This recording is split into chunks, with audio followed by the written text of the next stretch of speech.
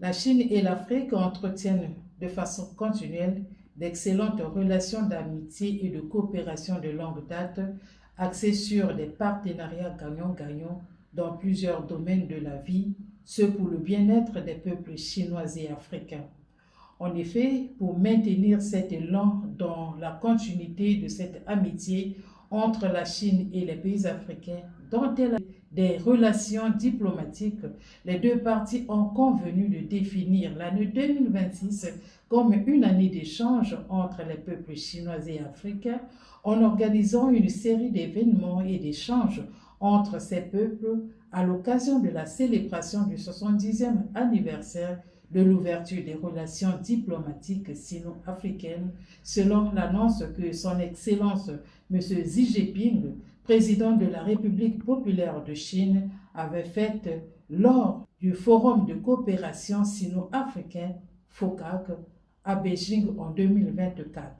Le FOCAC est une plateforme de dialogue collectif, un cadre de consultation sur un pied d'égalité qui permet aux deux parties de définir les stratégies efficaces de coopération entre la Chine et les pays africains et de donner un bon exemple de coopération sud-sud.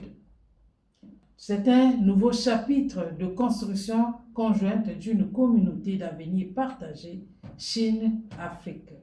Concernant les retombées de ces relations de coopération entre la Chine et le continent noir, de nombreux pays ont déjà goûté les fruits de ce partenariat avec plusieurs projets.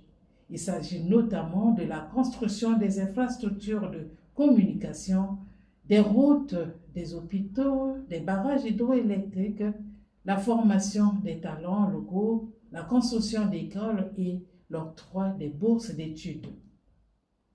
Au Congo, par exemple, la Chine a réalisé de nombreux projets de construction des infrastructures de base dont la route lourde Brazzaville-Pointe-Noire, le pont du 15 août 1960, le palais du Parlement, les tours jumelles de Brazzaville, le complexe sportif de Kitile, le gymnase Nicole Oba et l'hôpital d'amitié sino-congolaise.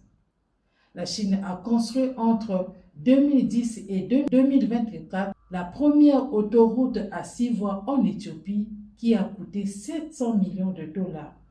C'est la première autoroute mise en service en Afrique de l'Est. Le président Xi Jinping a aussi lancé en 2021 l'initiative pour le développement mondial pour accélérer l'agenda 2030 de l'ONU à travers la lutte contre la pauvreté, le financement du développement et de la coopération sud-sud. Appuyée sur les nouvelles routes de la soie et les cadres multilatéraux, elle permet à la Chine de promouvoir un modèle de développement présenté comme une alternative gagnant-gagnant au modèle occidental.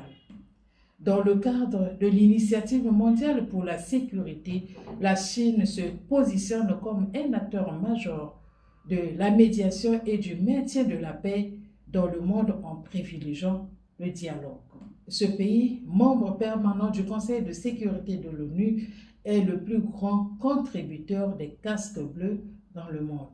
Quant à l'initiative mondiale pour la civilisation lancée par la Chine en 2023, elle repose sur des principes fondamentaux, à savoir le respect de la diversité culturelle, l'égalité entre les civilisations, le dialogue et l'inclusion. À travers cette initiative, la Chine défend une vision opposée à la théorie du choc des civilisations et plaide pour une compréhension mutuelle entre les peuples. En ce qui concerne l'initiative de gouvernance mondiale, la Chine a intensifié la coopération via les BRICS et l'organisation de Shanghai tout en consolidant des plateformes comme FOCAC, Chine, CELAC.